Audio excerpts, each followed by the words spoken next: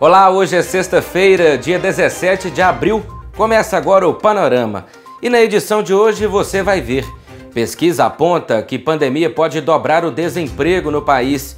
E como anda a rotina de distanciamento social em Vila Velha, Espírito Santo, é o que você vai ver no Panorama pelo Mundo. Veja também: ajustar, flexibilizar e inovar. Pais devem ficar atentos ao comportamento das crianças no período de isolamento social. E na agenda de hoje você vai ver como os músicos estão se conectando com o público atualmente. Fique ligado, o Panorama está no ar.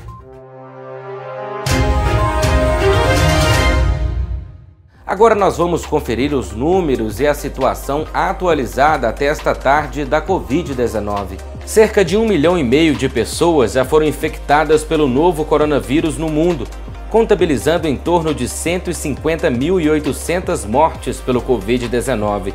O Brasil tem aproximadamente 31 mil casos confirmados da doença e cerca de 1.960 óbitos.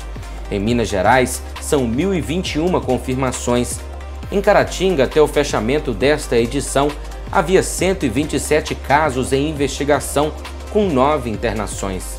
Luiz Henrique Mandetta não é mais o ministro da Saúde.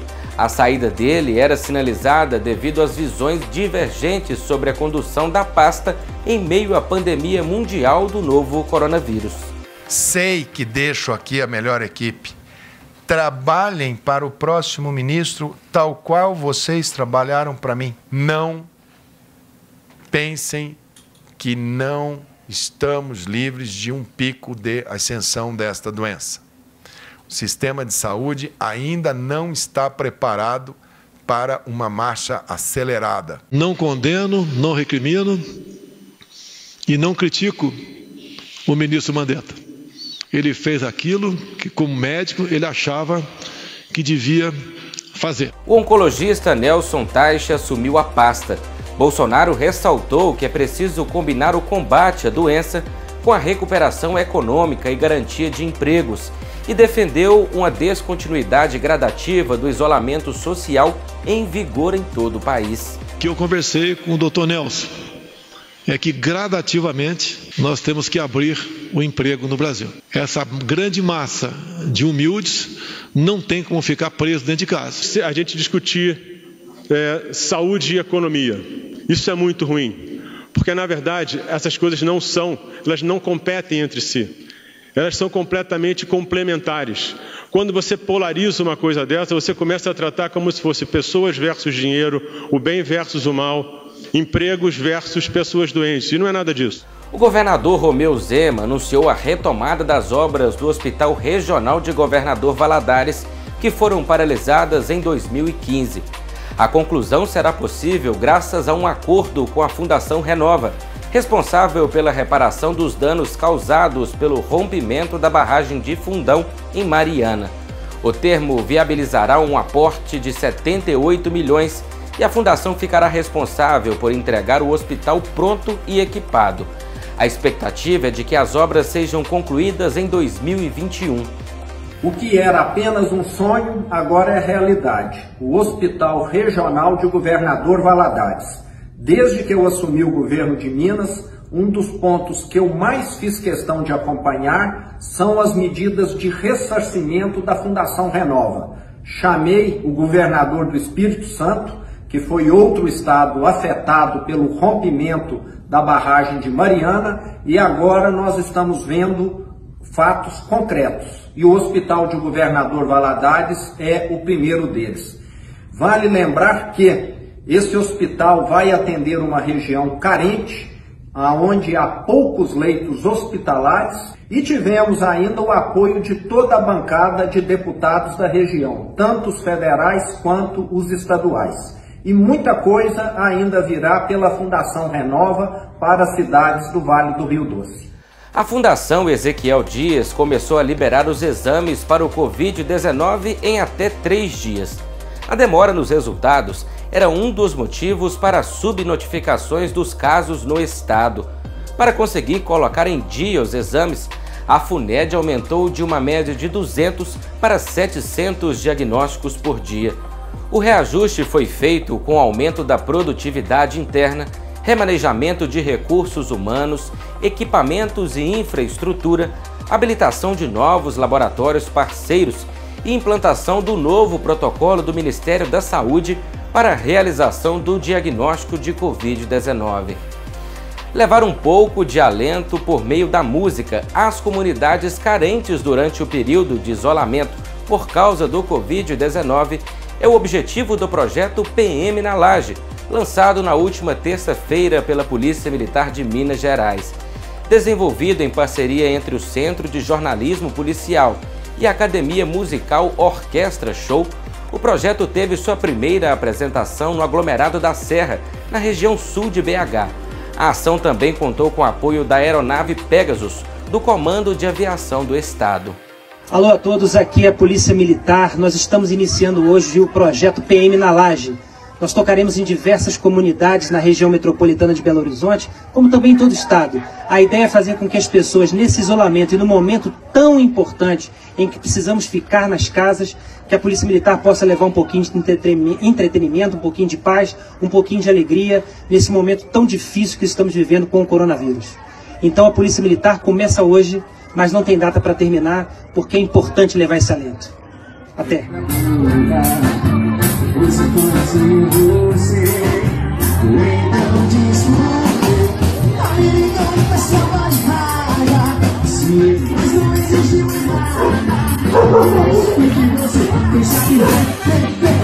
Para de dizer que eu te traí, meu coração não te pertence mais, solteiro não.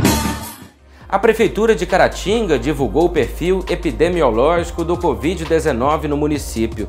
De acordo com os dados de 192 notificações até ontem, 166 eram da cidade e o restante de outras localidades. A análise por gênero registrou que 100 são mulheres e 92 homens. De 124 casos em investigação, 111 não realizaram exames e 13 aguardam resultados. Dos 9 pacientes internados, 7 estavam no CASU e 2 no Hospital Nossa Senhora Auxiliadora. Foram descartados 68 suspeitas e 2 óbitos. Até o momento, não há confirmações de casos e óbitos. Devido à pandemia, produtores do Mercado Municipal João da Costa Mafra, a feira da estação de Caratinga, estão vendendo os seus produtos pelo WhatsApp e realizando as entregas. Os pedidos podem ser feitos de segunda a quinta-feira pelo número 33 99836 3816. Este é o telefone do projeto Feirinha Online. A crise do coronavírus deverá deixar cerca de 12 milhões de desempregados no Brasil. Pelo menos, essa é a previsão de pesquisadores da Fundação Getúlio Vargas. Outro dado importante vai ser a redução na renda dos trabalhadores, que deverá girar na casa dos 15%. Os números são de um estudo de pesquisadores do Instituto Brasileiro de Economia da Fundação Getúlio Vargas. Mesmo com as medidas já anunciadas para garantir renda extra aos trabalhadores formais e informais, a renda mensal deve cair em torno de 5% este ano, uma retração recorde. No cenário considerado mais otimista, há uma projeção de recuo de 3,4% no produto interno bruto e de 6,7% nas horas trabalhadas, resultando cerca de 6 milhões de empregos a menos no mercado de trabalho. A perspectiva é que o desemprego no país, no final de 2020, chegue ao patamar recorde de 17,8%. Nós já apresentamos aqui quanto do esforço primário, valores adicionais, despesas primárias novas estão sendo implementadas para o enfrentamento do coronavírus. Esse valor chega a quase 300 bilhões de reais. É um número significativo, por exemplo, mais de 3 vezes toda a despesa discricionária alocada para 2020. Então, é uma ação célere, é uma ação focada com efetividade na proteção do emprego, na defesa, em particular, das camadas da população, dos estratos da população que são mais vulneráveis ao coronavírus, bem como outros itens que fazem o combate à pandemia e às suas mazelas. Já em outro cenário, a expectativa não é tão otimista para a maior parte dos setores e ainda sinaliza uma piora mais profunda no setor de serviços. Nessa perspectiva, a massa salarial cairia 13,8%, mesmo considerando as medidas já anunciadas pelo governo, com redução de 13,5% nas horas trabalhadas de todos os setores. A taxa de desemprego iria para 23,8%. Seriam 12,6 milhões de novos desempregados no país, ou seja, mais do que o dobro do registrado antes da pandemia.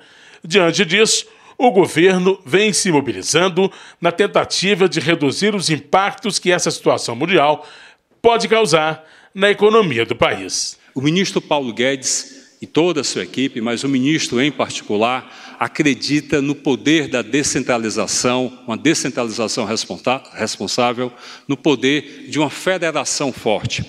Isso, além de ser uma determinação, uma diretriz, já foi feito materialmente no ano passado, por exemplo, com os recursos transferidos voluntariamente da União para estados e municípios, no caso da seção onerosa, no leilão dos excedentes da seção onerosa. No ano passado, em 30 e 31 de dezembro, nós transferimos, a União transferiu voluntariamente 11,7 bilhões de reais para os estados e municípios, exatamente por acreditar na defesa da federação. A União tem que buscar o equilíbrio fiscal para poder ter crescimento sólido, geração de emprego e renda de maneira robusta, mas também os estados e os municípios. De acordo com a pesquisadora Silva Matos, a queda do PIB de 3,4% é praticamente a mesma registrada em 2015 e 2016. Mas com relação à situação de desemprego no Brasil e em outros tantos países, não será comparável a nenhuma outra recessão dos últimos 40 anos. Os capixabas estão acostumados a caminhar na praia, a desfrutar dias de sol. Mas como eles estão lidando com o distanciamento social, é o que você vai ver agora no Panorama pelo Mundo.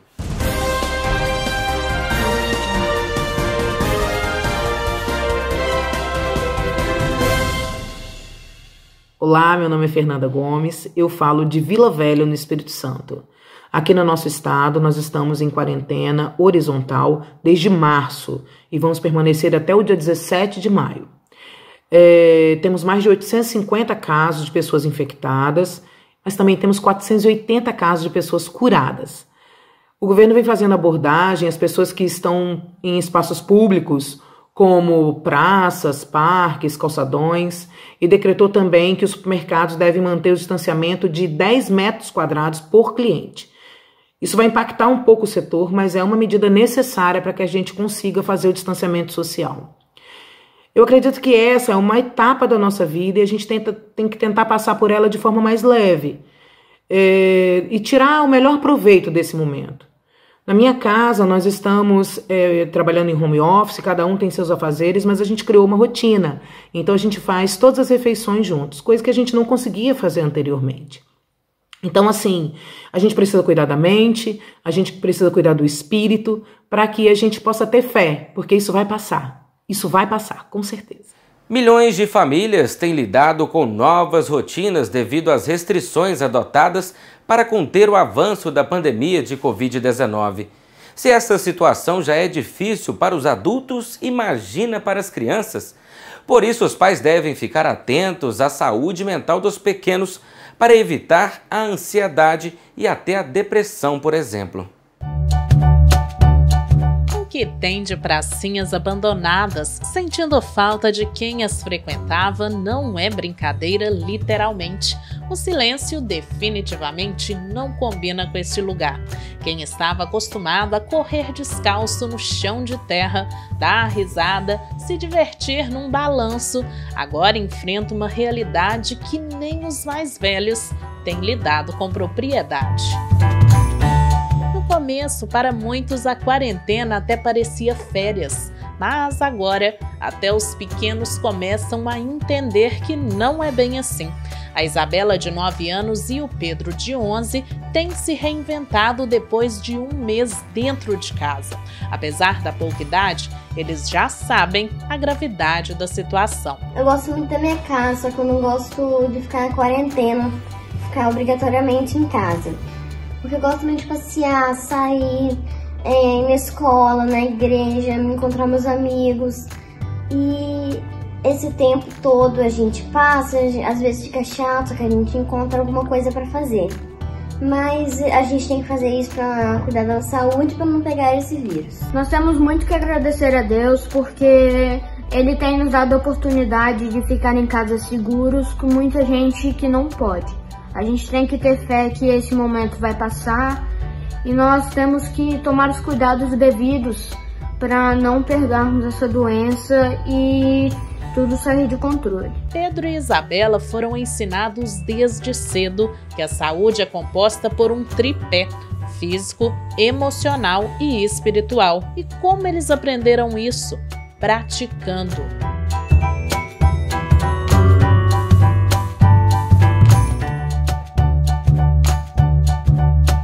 A gente aqui em casa está fazendo o máximo possível para manter a rotina e fazer as coisas que nós temos que fazer, né? Como atividades físicas e estudar.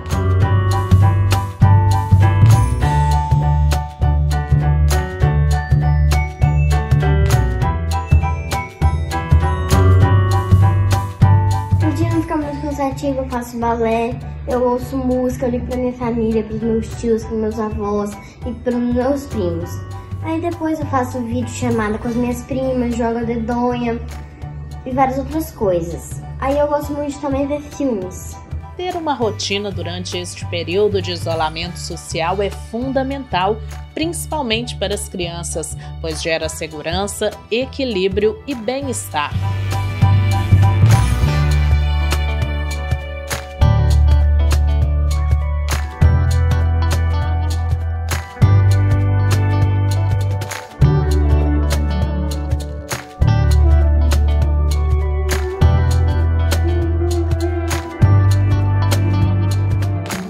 À noite, depois que acabam as aulas, nós assistimos os cultos da nossa igreja. Depois temos um tempo livre em família para fazer jantar, essas coisas.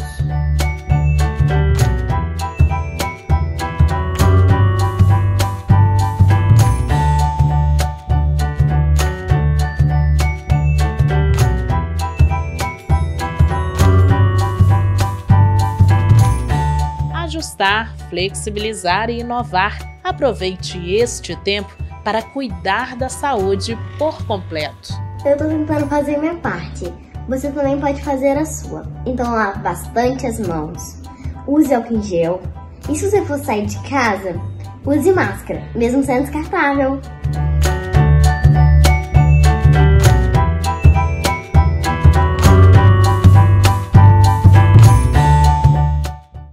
Vamos conferir agora a previsão do tempo para Caratinga e região. Sexta-feira com muitas nuvens, pancadas de chuva à tarde e à noite. A mínima é 17 e a máxima de 28 graus. Sábado de sol com muitas nuvens, pancadas de chuva à tarde e à noite. Mínima de 17 e a máxima pode chegar a 26 graus.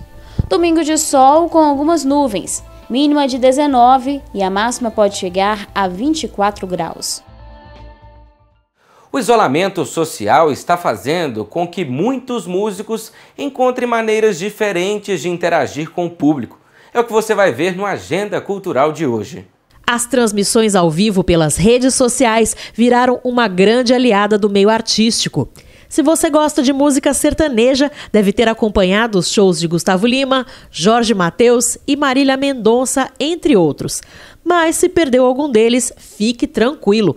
Todos os músicos estão deixando a gravação da live disponível no YouTube para o público ver quando quiser. É só procurar pelo canal oficial dos seus cantores preferidos.